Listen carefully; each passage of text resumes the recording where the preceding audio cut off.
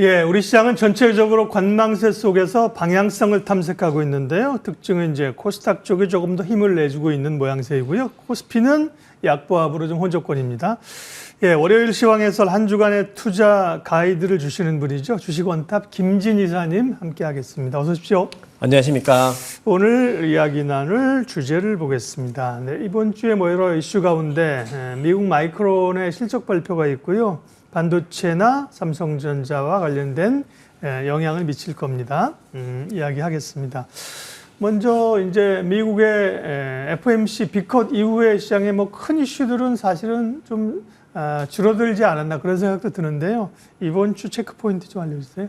일단 이번 주 여러 가지 경제 이벤트가 있겠습니다만 우리 시장 입장에서는 뭐니 해도 목요일 새벽에 있을 앞서 말씀드린 마이크론 테크놀로지의 실적 발표가 아닐까 싶습니다. 현재 확실히 글로벌하게 메모리, 그다음에 HBM 관련한 시장의 의견들은 좀 보수적인 건 사실인데요. 그래도 마이크론 테크놀로지 실적 발표를 통해서 그 회사가 아니야, 우린 그렇게 나쁘지 않아 라고 이야기해 주는 게 제일 중요할 것 같습니다. 원래 마이크론 테크놀로지라는 회사가 실적 발표를 할 때 보면 늘 보수적으로 가이던스를 제시하고 그것을 서프라이즈 내는 걸 좋아하는 회사였거든요. 그러면 이번에도 아마 분명히 이 가이던스 자체는 좀 보수적으로 나올 텐데 그 보수적으로 나오는 가이던스에서도 시장이 그래도 지금 주가가 빠진 상황이니까 거기서 만족을 해주느냐, 이 부분이 가장 핵심적인 부분인 것 같아요. 제가 지금 이 메모리 관련한 주식들이나 HBM 관련한 주식들이 얼마나 조금 안 좋은 상황인지를 보여드리려고 그래프 두 개를 가지고 와봤는데요. 왼편에 있는 게 필라델피아 반도체 지수입니다. 그리고 오른편에 있는 게 미국의 마이크론 테크놀로지의 흐름인데요. 마이크론 테크놀로지의 흐름은 우리나라 하이닉스와도 유사하고요. 그 다음에 일본의 디스코와도 유사합니다. HBM 관련한 주식들이 다 유사한데 이렇게 보시는 것처럼 눈으로 확연하게 확인할 수 있듯이 확실히 전체 반도체 지수보다 더 안 좋군요. 네. HBM 관련한 주식들은 확실히 안 좋은 상황이고 대세 전체에서 보면 조금 이탈되어 있는 상황이라고 보여집니다. 그래서 계속 반복해서 말씀드립니다만 이 실적이 분수령이 되어야 되지 않을까. 주가가 올라가야 한다라는 기본적인 우리의 소망이 닿으려면 실적이 분수령이 되면서 뭔가 반전이 나와야 하지 않을까 생각이 들고요. 그럼 낙관하기는 좀 어려운 거 아닌가요, 실적이? 네. 그러니까 기대는 하는데. 예, 기대만 해보겠다라는 거고요. 그다음에 냉정하게 현실로 보게 되면 사실은 그렇게 좋게 기대할 수 있는 요인은 많지는 않다라는 말씀을 드리고 싶고요.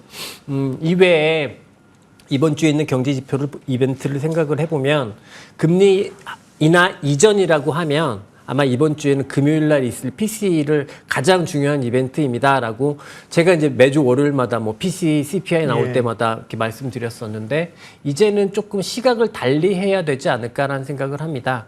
어차피 금리 인하 사이클은 시작이 된 거고 증시의 입장에서 이제부터 중요한 건 금리 인하를 했을 때 실질적으로 경기가 얼마나 빠른 속도로 회복을 할 것이냐 이 부분인데요. 일단 이번 주에 발표되는 지표들은 다 지난달 지표들이기 때문에 크게 개선될 여지가 없어 보입니다만 그래도 월요일 날 PMI 예비치라든지 목요일 날 발표되는 내구재 주문이라든지 그리고 금요일 날 PC보다 오히려 개인 소득, 개인 소비 이런 것들이 앞으로 우리가 이제 증시를 조망함에 있어서 중요한 경제 지표가 될 것이다. 이렇게 말씀드리고 싶습니다. 네, 화면에서 정리해서 보여드렸지만 또 국내에서는 밸류업 지수 발표하는 게 24일로 예정돼 있고요. 금투세 관련해서 기본 공제를 지금 5천만 원에서 한 1억 정도로 확대하고 그죠? 여기에 대한 불확실성도 시장에 있거든요. 그런 것들도 이번 주에 조금은 정리가 될 것 같습니다. 그 표현은 안 나와 있지만 제일 중요한 건 이제 다음 주에 있을 미국의 고용지표죠. 네, 그렇습니다. 다음 주 금요일 날 고용지표가 훨씬 더 큰 영향을 미칠 거고요. 미국의 이제 소위 피벗, 금리의 방향 전환이 됐습니다. 그러면서 시장 기대치보다도 높은 50bp를 인하했는데 미국 증시는 당일은 뭔가 하다가 그 다음 날부터 이제 상승 반영하면서 소위 선제적 보험성 금리 인하로 받아들이면 주가가 오르는데 그런 흐름이 계속 좀 유동성과 함께 갈 수 있을까요? 변동성이 좀 있을 수 있다는 우려가 좀 있어서요. 일단 50bp 인하가 말씀하신 것처럼 보험성 인하 성격인 거는 맞는 것 같습니다. 왜냐하면 같이 발표하면서 GDP는 0.1%밖에 하향 조정을 안 했고 PCE 같은 경우는 0.3% 하향 조정을 했고 오히려 실업률만 0.4% 정도 상향 조정을 했기 때문에 리세션의 위험이 아주 커 보인다라고 생각되질 않지만 다만 실업률이 조금 거슬린다. 실업률을 주목하겠다. 이게 바로 이제 연준의 메시지인 것 같고요. 그리고 요렇게 실제로 경기 침체 위험이 이렇게 뚜렷하지 않은 상황에서 금리를 인하하면 보험성 인하라고 하는데 이럴 때는 보통 증시가 그렇게 나쁘게 전개됐던 적은 별로 없었던 것 같습니다. 그리고 그동안의 경험을 보면 두 가지였던 것 같아요. 금리와 사실상 상관이 별로 없는 종목들을 중심으로 해서 주가가 올라가던가 아니면 주가라는 게 선제성이 많이 반영이 되잖아요. 그렇기 때문에 금리 인하를 빌미로 해서 지금까지 안 좋았던 기업들, 안 좋았던 산업들의 주가들이 올라가던가 이 두 가지 정도로 보험성 인하에서는 증시가 나타났던 것 같은데 현재 제가 생각할 때 증시의 가장 큰 위험은 경기 침체 위험이라기보다는 금리를 인하를 했는데 이 효과가 빠르게 나타나지 않을 것 같다라는 게 가장 큰 위험인 것 같습니다. 근데 이 위험이 발생하게 된 가장 큰 이유는 경제의 구조적인 이유가 아니라 대선이라는 정치적 불확실성 때문에 나타난 위험이라고 생각을 하거든요.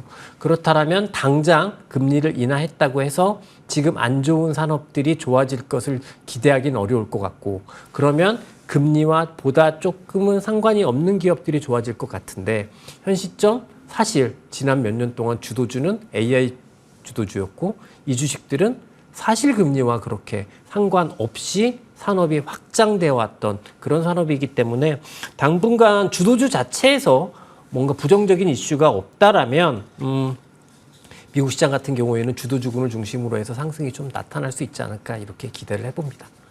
주도주가 항상 중요하죠. 그런데 미국은 8월 5일 날 사실 급락 이후에 올라오면서 S&P나 다우지수는 고점을 치고 가는데 나스닥은 그에 비하면 사실 고점 못 찍었단 말이에요. 네. 그런데도 주도주 중심의 상승이 나타나는 결국 주도주는 뭐 빅텍이나 M7 얘기하시는 거 아니에요? 맞습니다. 조금 그 말씀에 조금 의구심이 들 수도 있는데.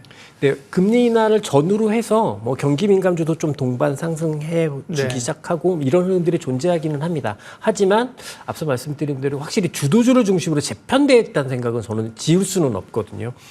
우선 주도주가 좀 약해 보인다, 반도체 지수가 좀 약해 보인다. 요거는 반도체가 좀 움직이지 않고 있어서 그런 부분인 것 같고요. 특히 이 중에는 엔비디아가 주가가 하락하고 있는 건 아닌데 빠르게 상승하지 못하고 있어서 나타난 현상인 것 같은데요. 제가 주도주군 중에 M7 중에 최근 들어서 좀 더 주목해 보고 있는 종목이 이제 메타라는 기업인데 보시는 것처럼 고가갱신의 랠리를 보여지기 시작을 하고 있습니다. 네. 근데 사실 메타라는 기업이 가장 가격 메리트가 없었던 주가가 빠진 게 없었던 그런 기업임에도 불구하고 주가가 고가갱신을 하고 있는 것 같고요. 반도체에서도 말씀드린 대로 엔비디아 같은 경우에는 특별한 강세가 나오지 않지만 브로드컴 같은 주식들은 또 강세 전환이 나타나고 있거든요. 거기에 그동안 보면 주도주군들 같은 경우도 다 조정을 받고 있는 상황이었고 주도주군 중에서 원래 하드웨어 업종들 같은 경우에는 사실 5월, 6월부터 선제적인 조정을 받고 있었었는데요. 최근에 금리 인하 시기를 전후로 하면서 하드웨어 업종들에서 종목별 상승세의 확산이 나타나고 있는 모습입니다. 그래서 주도주 전체를 나스닥 지수로는 그렇게 잘 보이지 않지만 제가 말씀드리고 싶은 부분은 뭐냐면 7월 이후에 확실히 조정을 받는 건 맞았다. 조정을 받는 과정에서도 제가 방송에 나와서 계속 말씀드렸던 게 핵심 종목들은 대세 상승은 깨지지 않고 있는 것 같다라는 말씀을 드렸는데 그 대세 상승은 유지하고 있는 상황에서 고가갱신의 흐름, 상승 전환의 흐름이 나타나고 있고 오히려 하드웨어를 중심으로 해서 상승세 확산이 나타나고 있어서 근데 실제로 경기 민감주에서는 그렇게 강한 흐름들이 뭐 특징적으로 뭐 예를 들어서 원전 관련한 주식들이 튄다던가 이런 것들이 아니면 그렇게 전체적으로 섹터별로 움직이는 종목들은 많지 않거든요. 네. 그래서 주도주를 중심으로 재편이 나타났다. 그리고 하드웨어까지 확산되고 있는 긍정적인 시그널이 있다. 이렇게 미국 시장은 정리할 수 있을 것 같습니다. 그런데 이제 나스닥 종합지수나 엔비디아 같은 경우는 이제 고점 회복 못했거든요. 근데 네. 조금 전에 보여주신 메타 같은 경우는 이제 상승했으니까 이제 주도주군이라고 하는 게 IT나 어떤 AI 중심인데 그럼 주도주군 속에서의 주도주 변화? 뭐 이렇게 봐야 되나요?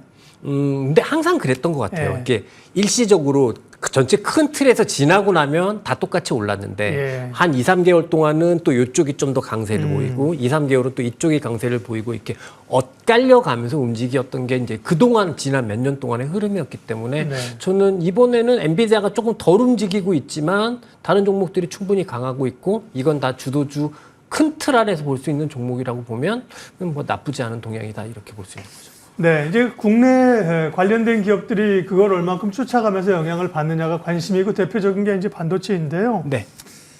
모건 스탠리의 SK 하이닉스 보고서가 지금 여전히 시장 영향을 미치고 있고 마이크론 얘기도 앞서 했습니다만 사실 마이크론보다 미국은 지금 인텔이 굉장히 어렵습니다. 그러면서 그렇습니다. 파운드리 사업을 분사한다고 했고요. 네, 그 다음에 뭐 퀄컴이 인텔 인수 가능성도 있었고 얘기가 많습니다.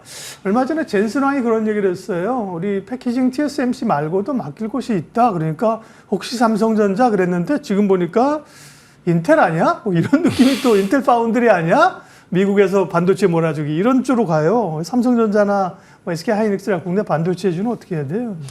일단 최근에 이제 뭐 인텔과 퀄컴의 합병 이야기 뭐 이런 얘기들도 나오면서 삼성전자 파운드리 더 경쟁력이 잃어버리는 거 아니야? 인텔 파운드리의 분사 뭐 이러면서 이렇게 얘기 나오는데 솔직히 말씀드려서 이건 삼성전자 주가가 안 좋으니까 계속 많은 사람들이 거기다 대고 소음을 갖다 붙이고 있는 거다라고 생각을 합니다.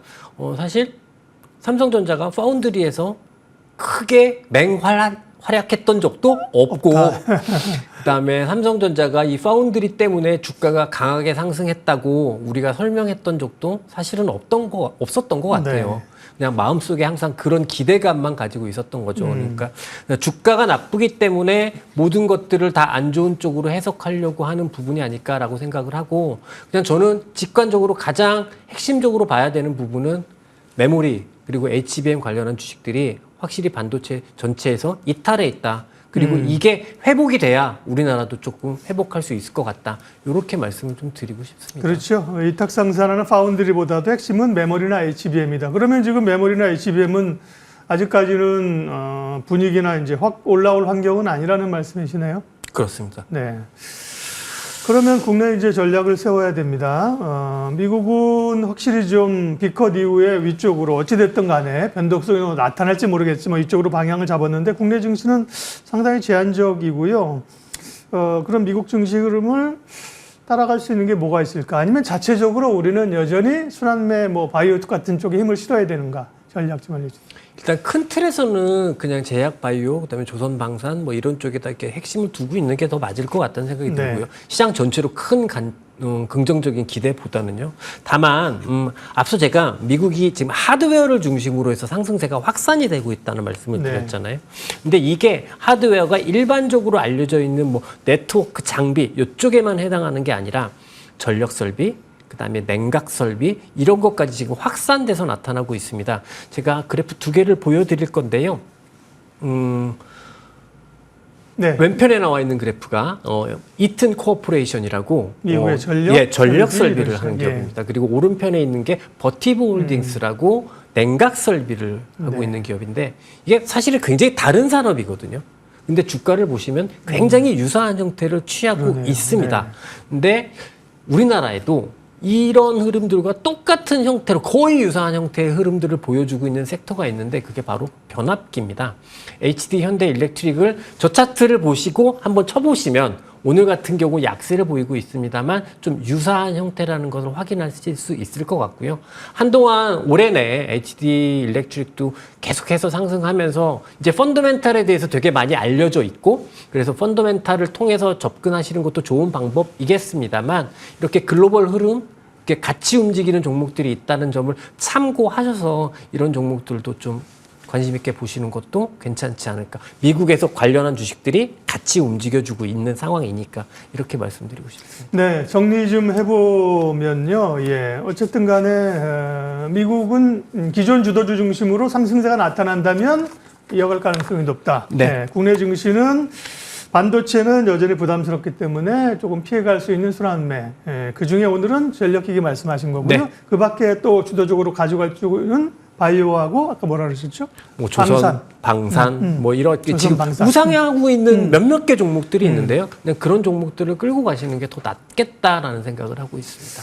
예, 월요일 한 주간의 시장 전략 세웠습니다. 시황해설 주식원탑 김진 이사님 함께했습니다. 고맙습니다.